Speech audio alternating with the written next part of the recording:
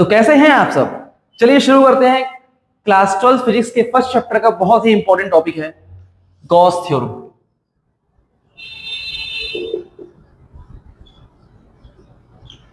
क्या होता है सर जी ये गॉस थ्योरम? सुनो एकदम ध्यान से। गॉस थ्योरम क्या बोलता है कि अगर तुम्हें एक क्लोज सरफेस दे दी गई है, ठीक सर जी, क्लोज सरफेस दे दी गई है, अब क्या उसके अंदर एक चार्ज रखा हुआ है, इस चार्ज को क्या बोल रहे हैं अपन? Q enclose. ठीक सर, तो अब क्या, तो गॉस ने बोला, क्या बोला सर जी, इससे जो फ्लक्स पास होता है फाई ई, फाई ई क्या है? Total flux. कौन सा फ्लक्स? इस क्लोज सरफेस से पास होने वाला टोटल फ्लक्स को क्या बोलते हैं अपन? Phi E.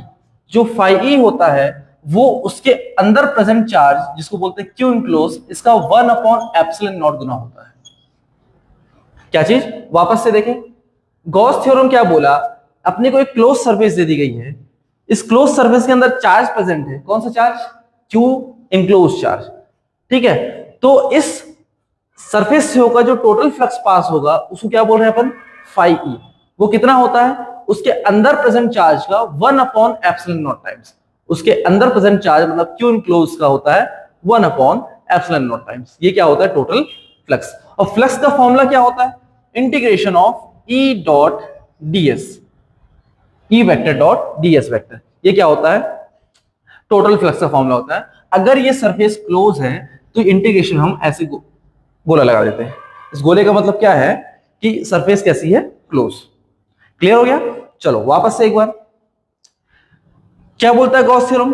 गॉस थ्योरम बोलता है total flux passing through any close surface, total flux passing through any close surface is 1/एप्सिलॉन naught times of total enclose charge. ठीक, बहुत बढ़िया, समझ में आ गया आपको? चलो आगे देखो। अब क्लोज सरफेस मतलब क्या होता है? जैसे आपको दे दिया गया एक चूड़ी दे दी गई, मान लो, क्या चूड़ी क्लोज सरफेस है? नहीं। आपको एक बॉल दे दी गई, इसमें हवा लीक नहीं हो सकती, क्या ये क्लोज सरफेस है? हाँ बिल्कुल है सर। कैसे? उससे हवा लीक नहीं हो पा रही है, मतलब ये क्या है? क्लोज सरफेस है। अब वैसे ही आपको एक बॉटल दे दी गई, इसका ढक्कन लगा हुआ है, क्या उससे वाटर लीक होगा? क्या नहीं होगा। तो क्या है सर? ये क्लोज सरफेस। और क्या? और बताओ क्लोज सरफेस एग्जांपल।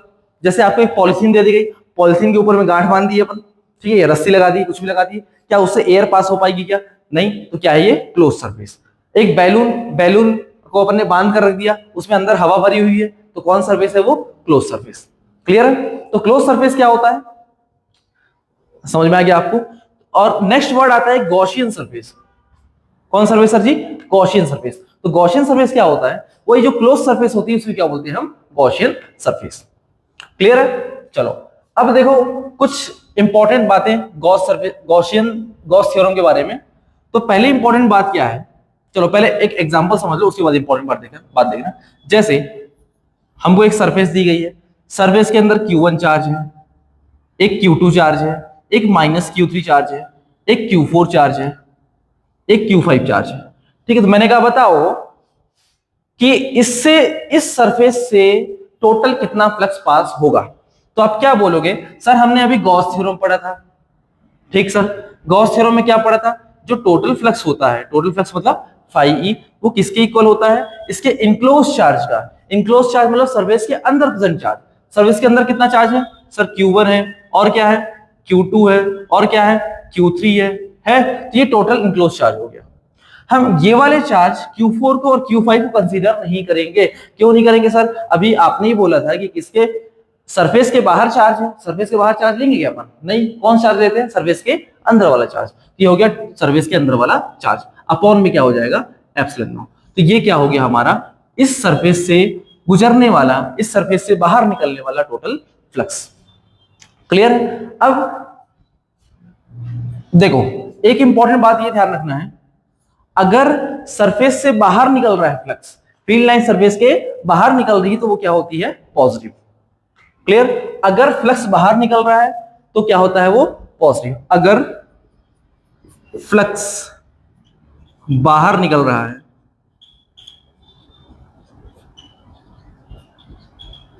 तो पॉजिटिव, और अगर फ्लक्स अंदर जा रहा है, मतलब फील्ड लाइन कहां जा रही है? अंदर जा रही है, तो वो होता है नेगेटिव। याद रहेगा आपको?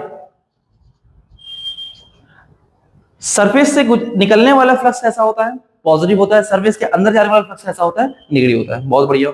अब मैंने बोला बताओ कि एक सरफेस है, इसमें फ्लक्स अंदर भी आ रहा है बाहर भी जा रहा है। फ्लक्स की यूनिट क्या होती है, देखो अपन पिछले लेक्चर में पढ़े थे फ्लक्स की यूनिट क्या होती है, ई डी एस, ये फ्लक्स का फॉर्मूला होता है डी फाई। ई की यूनिट होती है न्यूटन पर कूलम, ये एरिया है, इसकी यूनिट होती है मीटर स्क्वायर। तो ओवरऑल यूनिट क्या होगी, न्यूटन मीटर स्क्वायर पर कूलम। ये किसकी यूनिट हो गई, फ्लक्स की, न्यूटन मीटर स्क्वायर पर कूलम। तो मैंने बोला कि अंदर जाने वाला फ्लक्स है 10 न्यूटन मीटर स्क्वायर पर कूलम, बाहर निकलने वाला फ्लक्स है 8 न्यूटन मीटर स्क्वायर पर कूलम। तो मैंने बोला कि इस फ्लक्स से टोटल, इस मतलब इस बॉडी से कितना टोटल फ्लक्स पास होगा।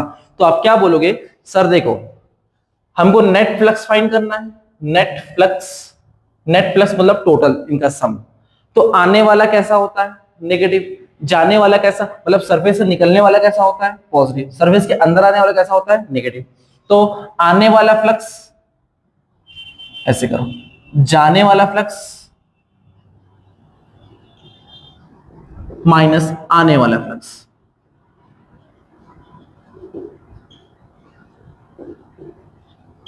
तो जाने वाला फ्लक्स मतलब सरफेस से बाहर निकलने वाला फ्लक्स कौन सा, ये वाला, कितना है सर 8। आने वाला मतलब सरफेस के अंदर आने वाला फ्लक्स कितना है, ये, तो क्या करेंगे अपन इसको 10। तो 8 माइनस 10 बोले तो कितना हो जाएगा, -2। क्या हो जाएगा, -2। नेगेटिव आ रहा है, इसका मतलब क्या हुआ कि ओवरऑल उस बॉडी के अंदर फ्लक्स जा रहा है। क्लियर, तो ये हो गया न्यूटन मीटर स्क्वायर पर कूलम। तो ये बात क्लियर है आपको कि अगर किसी बॉडी के अंदर फ्लक्स जा रहा है तो वो होगा नेगेटिव, किसी बॉडी से फ्लक्स बाहर आ रहा होगा क्या होगा, पॉजिटिव हो रहा होगा। क्लियर है। अब टोटल फ्लक्स पूछ लिया गया आपसे, तो आप क्या करोगे, जाने वाला फ्लक्स माइनस आने वाला फ्लक्स। तो जाने वाला फ्लक्स कितना है, 8 है यहां पर, आने वाला फ्लक्स कितना है 10। टोटल फ्लक्स कितना हो गया, 8 माइनस 10 इक्वल्स टू हो गया -2 न्यूटन मीटर स्क्वायर पर कूलम। क्लियर, चलो ठीक है सर जी, समझ में आ गया। अब क्या करें, देखो मैंने बोला कि एक चार्ज Q1 बाहर दे दिया गया है। क्लियर, तो मैं इसके इस बॉडी से गुजरने वाला फ्लक्स, इस बॉडी से निकलने वाला फ्लक्स कितना होगा। तो आप क्या बोलोगे, सर फाई इक्वल टू होता है Q अपॉन एप्सिलॉन नॉट। ये कौन सा Q होता है, Q इनक्लोज होता है। सर Q इसके अंदर तो चार्ज है नहीं, तो क्या करें, 0 रख दो। तो 0 upon epsilon, that means answer is 0। ठीक है, दैट मींस इस बॉडी से कोई भी फ्लक्स पास नहीं हो रहा है। तो आप बोलोगे सर ये चार्ज तो रखा हुआ है, चार्ज के कारण फील्ड लाइंस तो होंगी, अब फील्ड लाइंस होगी तो फ्लक्स भी पास होना चाहिए। बोला ठीक है, सही बोल रहे हैं आप। तो देखो ये हो क्या रहा है, ये देखो ये फील्ड लाइंस अंदर जा रही है, फील्ड लाइंस क्या हो रही है, अंदर जा रही है। अब जितनी फील्ड लाइंस अंदर जा रही है उतनी फील्ड लाइंस क्या होंगी, बाहर आएंगी। तो इस बॉडी के अंदर जितनी फील्ड लाइंस जा रही है और इस बॉडी से जितनी फील्ड लाइंस आ रही हैं, दोनों क्या है, बराबर। अभी अपन ने देखा था जाने वाला फ्लक्स माइनस आने वाला फ्लक्स। तो जाने वाला फ्लक्स कितना है, मान लो 10 है, आने वाला फ्लक्स कितना है, वो भी 10 है। तो 10 माइनस 10 कितना हो गया, टोटल 0। दैट मींस इस बॉडी से फ्लक्स पास होगा क्या, नहीं होगा। इसलिए गॉस थ्योरम में क्या लिया जाता है, इनक्लोज चार्ज लिया जाता है। क्यों, क्योंकि बाहर वाले जितने चार्ज होते हैं उसके कारण टोटल फ्लक्स होता है 0। ठीक सर, समझ में आ गया। अब देखो कुछ इंपॉर्टेंट बातें गॉस थ्योरम के बारे में। पहली बात ये, it is applicable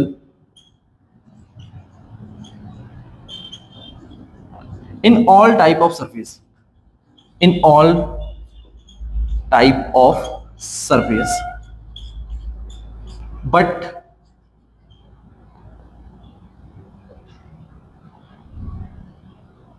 useful only in symmetric surface।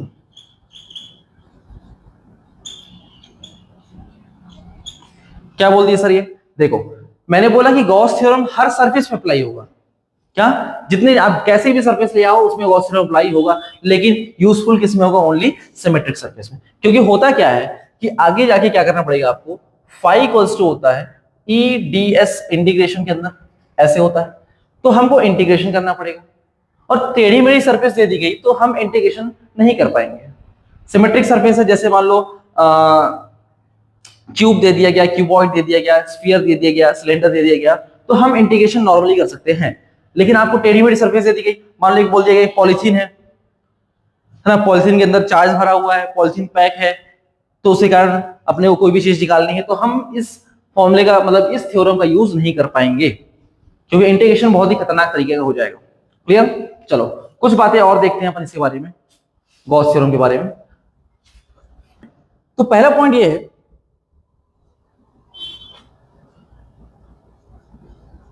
Total flux does not depends on the size of surface, size of closed surface। क्या मतलब हुआ सर इसका, कि अगर किसी बॉडी से फ्लक्स पास हो रहा है तो निकलने वाला फ्लक्स उसके साइज पर डिपेंड नहीं करेगा। अगर मैंने एक स्फीयर ले लिया, मैंने बोला स्फीयर के अंदर क्यू चार्ज है, इससे गुजरने वाला टोटल फ्लक्स बताओ, तो आप क्या बोलोगे सर फाई इक्वल्स टू होता है Q अपॉन एप्सिलॉन नॉट। ये हो गया हमारा आंसर। अब मैंने कहा कि इस स्फीयर की रेडियस को मैंने डबल कर दिया, ठीक से डबल कर दिया, तो डबल कर दिया जब मैंने, तो हमको बताना है कि इससे टोटल कितना फ्लक्स पास होगा। तो देखो ये डबल कर दिए, अब डबल कर भी दिए तो इसके अंदर चार्ज तो वही है ना, क्या चार्ज चेंज हुआ? नहीं हुआ। मतलब अगर चार्ज सेम है, सरफेस को मैंने एरिया को डबल कर दिया, मतलब रेडियस को डबल कर दिया, 4 गुना कर दो, 100 गुना कर दो, चार्ज तो अंदर वही रहेगा ना, तो टोटल फ्लक्स कितना हो गया phi equals to Q upon epsilon naught. Clear? इसके अलावा does not depends upon shape of the surface, does not depends on shape of surface, shape of the surface. अब क्या किया मैंने, इस क्यू चार्ज को एक बॉक्स के अंदर रख दिया। देखो ये हमारा बॉक्स है, इसके अंदर कौन सा चार्ज रखा हुआ है? Q charge. मैंने कहा इससे गुजरने वाला फ्लक्स बताओ, तो क्या बोलोगे sir phi equals to Q upon epsilon naught. Same होगा। मैंने एक कोन ले लिया, एक कोन है, वो नीचे वाला पोर्शन में इसका क्या है पैक, कोन चारों तरफ से पैक है, इसके अंदर क्यू चार्ज रख दिया, कितना होगा flux? Phi equal to Q upon epsilon naught. एक सिलेंडर ले लिया, सिलेंडर के अंदर क्यू चार्ज रख दिया, बोला क्या टोटल फ्लक्स बताओ, तो क्या होगा phi equals to Q upon epsilon naught. Clear?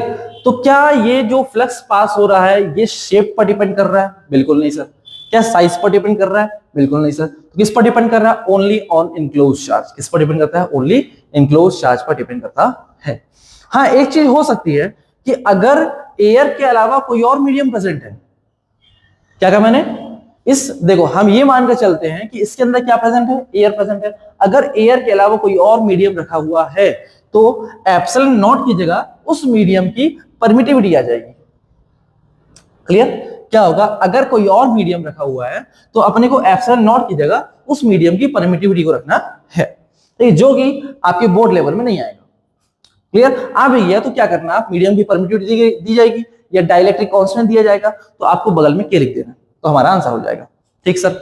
अब क्या करें, अब देखो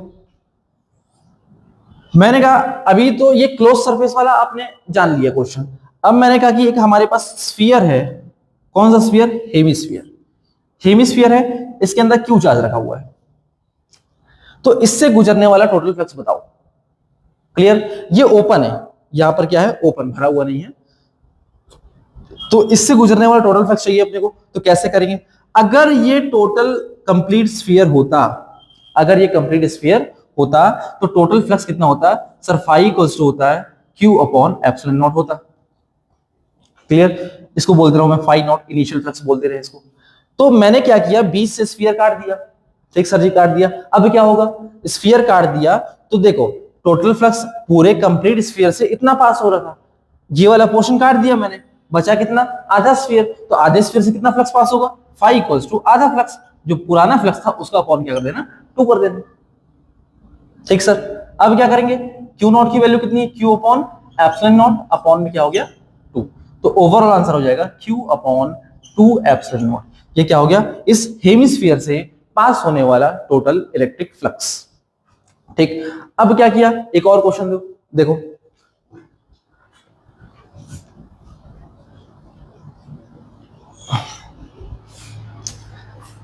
एक स्क्वायर प्लेट है हमारे पास, इस स्क्वायर प्लेट की लेंथ है सपोज ए, इसकी लेंथ ए है, यहां पर एक चार्ज रखा हुआ है क्यू, ये जो डिस्टेंस है a/2 सपोज कर लो, इस सरफेस से इस चार्ज की डिस्टेंस है q/2, a/2, चार्ज कितना है q। तो मैंने कहा बताओ कि इस प्लेट से, ये वाली प्लेट से टोटल कितना फ्लक्स पास होगा। तो ऐसे क्वेश्चन में क्या करना है आपको, हमको गॉसियन सरफेस इमेजिन करना है। जैसे ये अगर एक कंप्लीट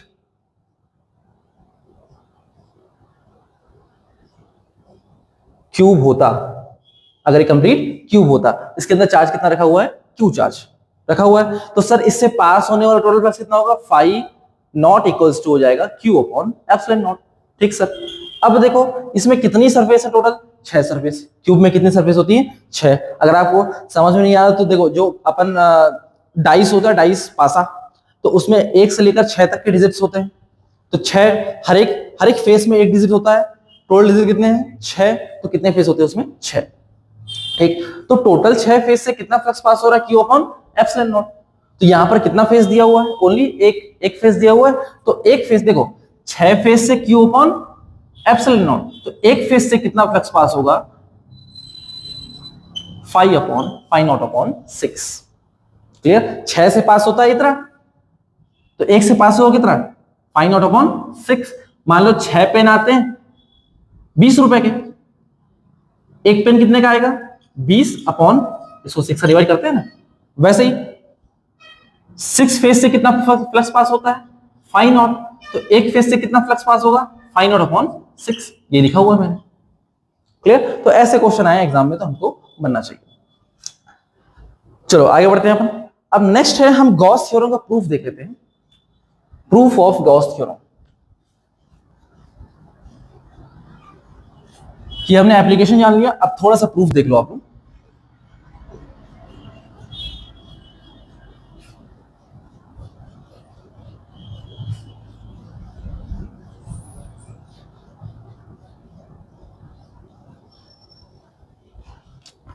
प्रूफ,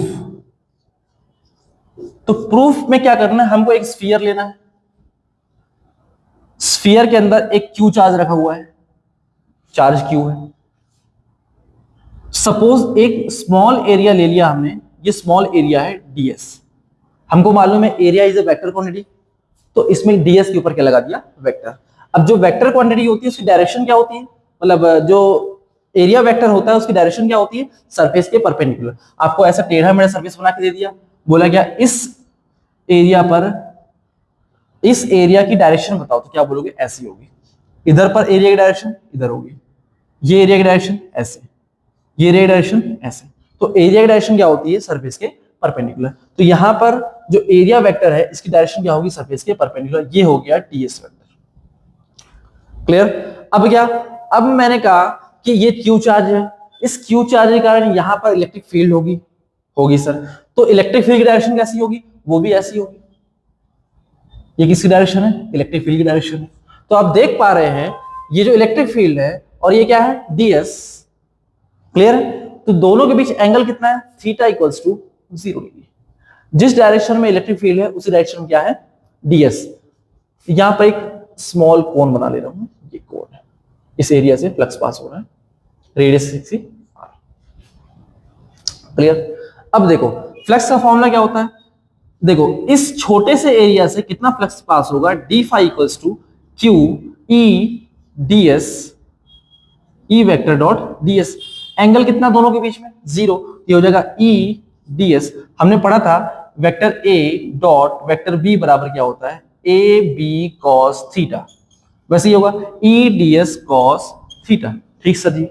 अब थीटा की वैल्यू सर अपन ने बोली थी 0, कितना थीटा है यहाँ पर 0, तो ये रख दिया मैंने यहाँ पर 0। कॉस 0 की वैल्यू कितनी होती है 1, तो डी फाई इक्वल्स टू हो गया ई ds। ठीक सर। अब टोटल फ्लक्स चाहिए, तो इस छोटे से सरफेस से गुजरने वाला फ्लक्स हमको पता है कितना है, इतना।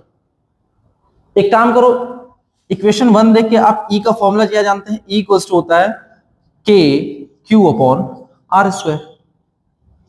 के क्या होता है, 1 upon 4 pi epsilon naught. E की वैल्यू कितनी होगी, 1 upon 4 pi epsilon naught Q upon R square. इस ई की वैल्यू उठा के यहां पर रख दो, कहां, इक्वेशन 1 में। तो सब्स्टिट्यूट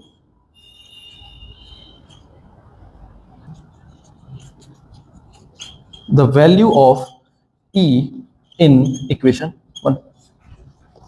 देखो यहां ऊपर में रख रहा हूं मैं, देखो ये डी फाई हो गया, ई की वैल्यू कितनी पाई अपन ने, 1 अपॉन 4 पाई एप्सिलॉन नॉट, साथ में क्यू अपॉन आर स्क्वायर।